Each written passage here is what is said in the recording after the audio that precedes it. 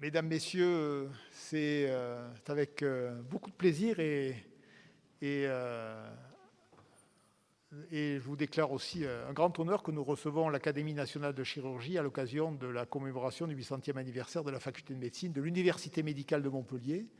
Comme vous le verrez tout au long de cet après-midi, qui est consacré à un programme historique extrêmement intéressant. Et c'est vrai que le cadre de la faculté de médecine de Montpellier, à son site de Montpellier, il faut dire Montpellier-Nîmes, est remarquable, assez exceptionnel, même si nous ne sommes pas dans les anciens locaux originels, puisqu'il y avait des locaux un petit peu éparpillés sur Montpellier. Thierry Lava-Bertrand, tout à l'heure, nous en retracera le périple au sein de la ville, dans l'enceinte de la vieille ville. Nous sommes dans cet ancien évêché qui a été amélioré, mis comment dire, aux normes du 19e puis du 20e siècle. Et c'est avec beaucoup de plaisir que nous pouvons ouvrir ce colloque. Alors ce colloque va se décliner d'abord, ça sera un petit peu historique. D'abord, on a invité des médecins, bien sûr, hein, il n'y a pas que des chirurgiens, donc avec Thierry Lava-Bertrand qui nous parlera de la faculté de médecine. Et ensuite, nous parlerons de Guy de Chauliac avec le professeur Judet qui, malheureusement, pour des raisons personnelles, n'a pu se déplacer, mais nous avons la vidéo enregistrée de belle qualité. Hubert Joannet, qui est le secrétaire de l'Académie nationale de chirurgie, nous parlera de François de la Péronie, François Gigot de la Péronie, qui est vraiment l'élément de trait d'union entre Paris et Montpellier et qui est l'un des éléments marquants de l'histoire de la chirurgie française.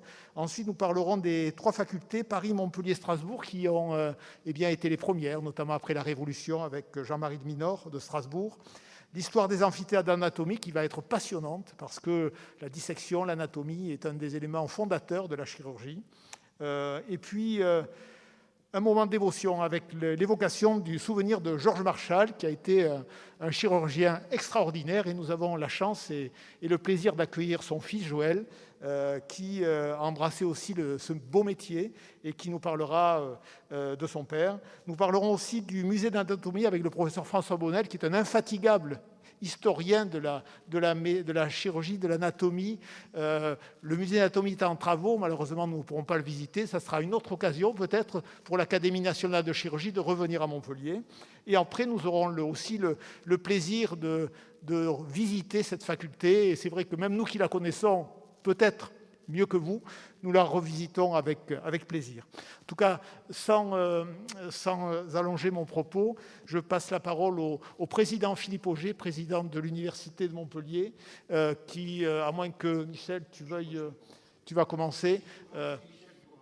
C'est Michel. Bon, vous voyez l'excellente entente qui existe entre l'université et l'UFR de médecine, avec ce jeu qui existe en fonction des circonstances entre le président Philippe Auger, qui, je dois dire, est un président extrêmement ouvert aux discussions, extrêmement bienveillant avec les professions de santé, avec le campus santé, et qui nous accompagne dans tous nos projets. Et j'avoue que de manière extrêmement sincère, au nom de tous nos collègues, je tenais à le remercier en leur nom. Et sans plus tarder, je passe la parole au doyen Michel Mondin.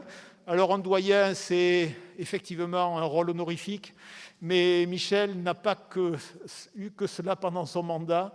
Et je tenais publiquement à le remercier et à le féliciter pour la charge qu'il a su porter avec talent, avec pugnacité, malgré les circonstances. 3 réformes, le Covid. Eh bien, Michel, bravo. Je ne suis pas sûr que quelqu'un d'autre aurait pu faire aussi bien que toi. En tout cas, je te cède la parole pour introduire ce colloque. Merci.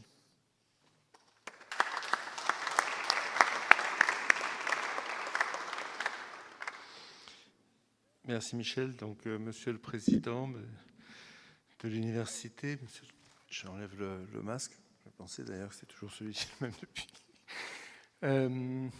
Monsieur le Président de l'Académie, secrétaire général, chers académiciens de différents horizons académiques d'ailleurs, de Montpellier, de l'Académie nationale, chers amis, chers collègues, c'est un grand plaisir de vous accueillir ici dans ces bâtiments qu'on dit donc bâtiments historiques de la faculté de médecine Montpellier-Nîmes. C'est un grand honneur parce que c'est en effet l'année des 800 ans, ou presque, puisque, n'est-ce pas, nous avons... Le professeur Chamas a eu un certain nombre d'échanges de courriers, nous avons eu pas mal d'échanges de courriers, a commencé à travailler quand même le sujet au début 2020.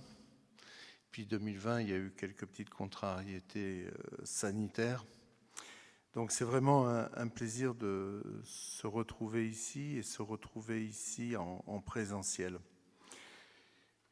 Comme l'a dit Michel, donc, qui je retourne les remerciements, puisque dans l'action, je rappelle qu'on est loin d'être seul et qu'il est vice-doyen aux affaires générales de cette faculté, comme Thierry Lavabre-Bertrand est vice-doyen au bâtiment historique. Heureux de vous accueillir ici parce que c'est un lieu qui est chargé d'histoire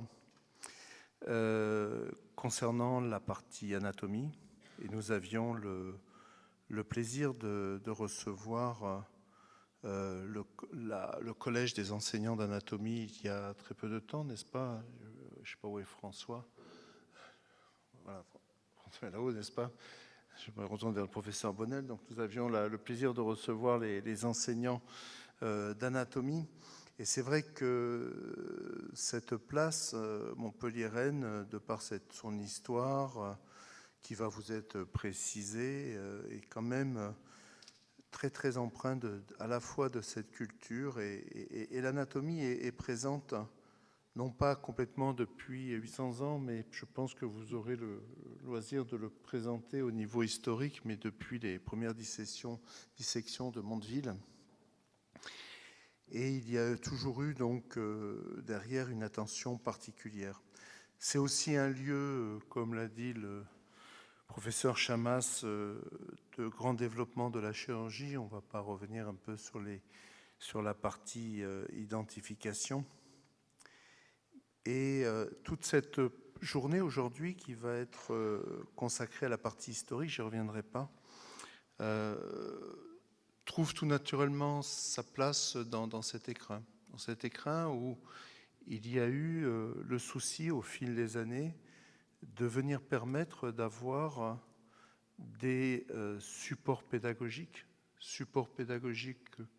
pour certains que vous avez vus ou vous verrez, des écorchés, mais le conservatoire d'anatomie, de nombreuses pièces, des pièces d'anatomie comparée, des pièces d'anatomie pathologique avec des crânes, des os ou autres exemples, des exemples de fétopathie. Et donc c'est vraiment un plaisir que l'on a de pouvoir accueillir d'une part cette session un peu dévolue à la partie chirurgicale de l'Académie de chirurgie. Alors bien sûr, et vous prie d'excuser, mais le calendrier étant bousculé, vous avez pu voir en montant le boulevard Henri IV que les échafaudages ont pris place, et en fait on est en pleine restauration du conservatoire d'anatomie, et donc on vous prie d'excuser ce problème de calendrier. Ayant voulu anticiper, le professeur François Bonnel, si présent, et Caroline Ducoureau ont fait une exposition que vous aurez le plaisir de voir, je l'espère, en salle Techné-Macré, de corps à cœur. Vous verrez une sélection de pièces, de travaux, et dans lequel vous retrouverez un petit peu de l'esprit du conservatoire d'anatomie. Si vous voulez aller plus loin et traverser le jardin des plantes, qui lui aussi est un élément pédagogique, ben vous trouverez une autre exposition qui a été faite, qui s'appelle en fait « L'homme dans son jardin ». Et là, ça a été différent, c'est-à-dire on a pris des pièces anatomiques, des dissections, des cires, et elles ont été photographiées dans un écrin du jardin des plantes, faisant répondre l'homme et son environnement. Et vous voyez qu'au travers de ces expositions dites historiques, ces 800 ans d'histoire sont plus que d'actualité. Demain, vous aurez des échanges qui se feront au nouveau bâtiment, ce qu'on appelle le campus Santé Arnaud-Villeneuve, qui vient compléter avec ce bâtiment le site de Nîmes. Et si vous êtes ici dans l'université de médecine la plus ancienne du monde, demain, vous serez aussi dans la faculté de médecine la plus récente. Donc, goûtez ce plaisir. Et grâce, en effet, aux efforts des collectivités et de l'université, le site de Nîmes, qui, lorsqu'il sera bientôt terminé dans quelques mois, ça permettra de garder un peu cette oriflamme du caractère le plus récent des bâtiments. Alors dans cette place, vous verrez, elle est beaucoup plus technique et vous verrez en particulier les espaces dédiés à la simulation, à la robotique. Tout à l'heure, je suis passé pour signer ce qu'on appelle les parapheurs et donc je peux vous dire que j'ai déjà vu le Da Vinci en bas qui est installé, d'ailleurs qui intéresse beaucoup un certain nombre de nos étudiants. Ça sera le moment de discuter de choses qui nous occupent tous. La place de la chirurgie, la place de la médecine interventionnelle, l'enseignement de la chirurgie, l'enseignement de ces médecines interventionnelles, ces évolutions techniques, ces évolutions humaines. C'est un sujet plus que d'actualité. C'est difficile. Pour tout vous dire, à midi, en sortant du bloc, je discutais du programme des docteurs juniors. Je pense que ceux qui sont ici dans la salle et qui encadrent des étudiants, on se dit, bon, mais maintenant on est au pied du mur, ça y est, ça commence là le 1er novembre pour les DES de chirurgie. Et on commençait à réfléchir dans des échanges mais je pense, le professeur Chamas va mener aussi demain. Mais il n'y a pas que ça. Il y a aussi, à un moment donné, la différence de méthode de travail, d'approche.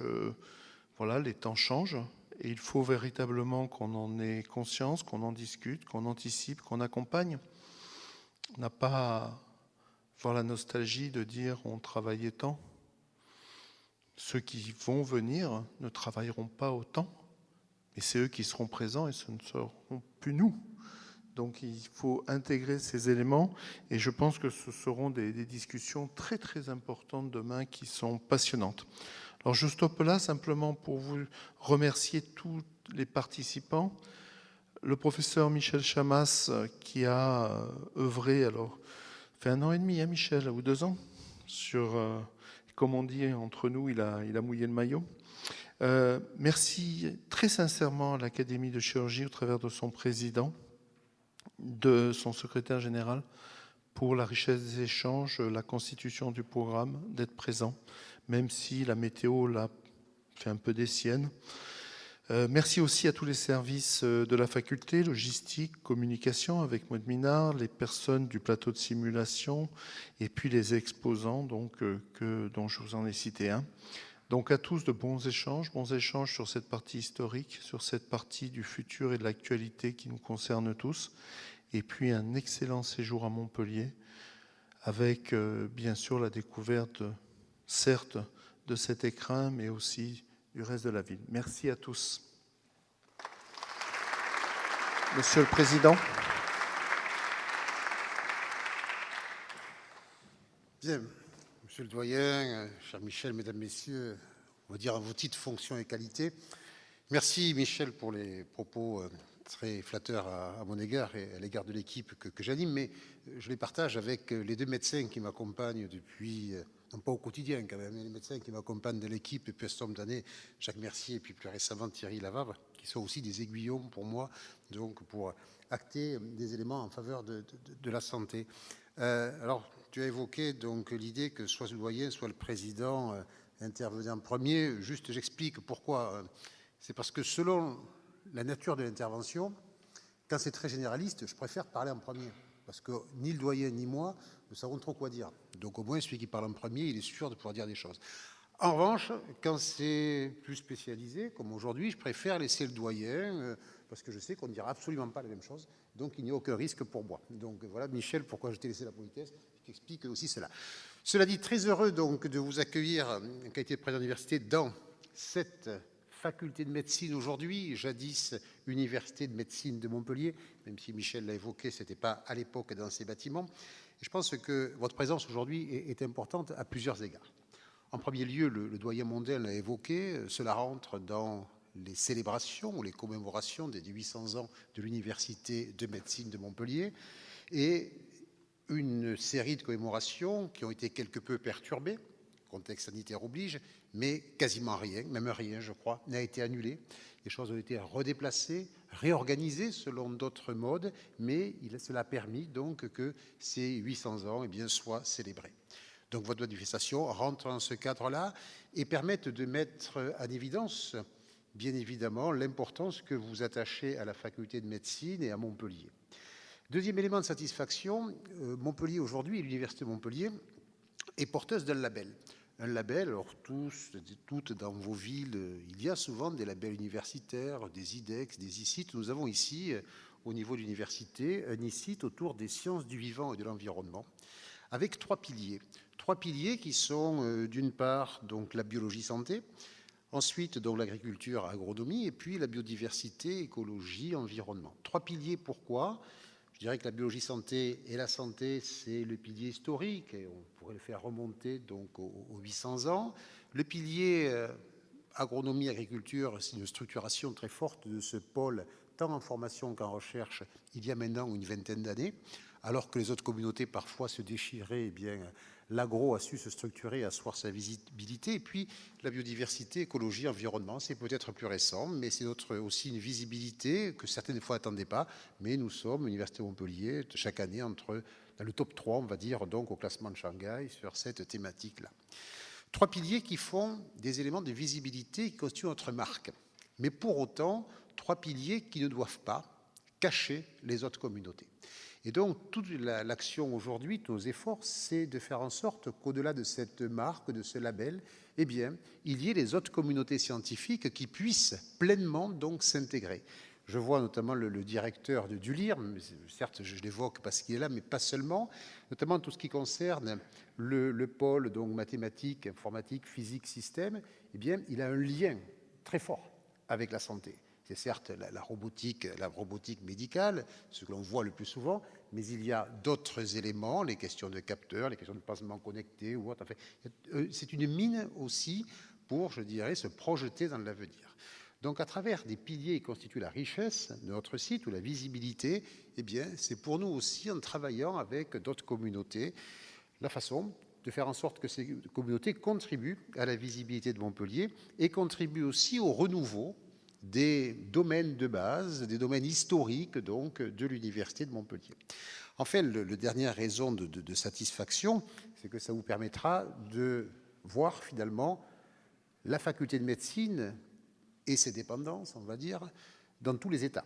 Dans tous ces états, puisque Michel l'a évoqué, les aspects historiques, certes le conservatoire d'anatomie, lui-même étant dans tous ces états actuellement, mais si vous l'aviez visité, c'est que les travaux n'auraient pas commencé, donc au moins les travaux ont commencé. Le jardin des plantes, qui lui n'est pas encore dans tous ses états, mais qui devrait l'être très bientôt, et également voir ensuite la modernité, puisque plus vieille faculté de médecine, dans le même temps, une des plus récentes facultés de médecine, avec un accompagnement qui certes a été long à être décidé, mais au moins il a été décidé, un accompagnement sans faille de la région, et également de l'État dans une approche plus globale, puisque aujourd'hui, eh bien, la faculté de médecine au nord de Montpellier constitue la porte d'entrée dans la ville de Montpellier, avec alternant tradition et modernité dans le fonctionnement, dans la structuration, mais également avec l'espace de simulation, un élément de cette modernité.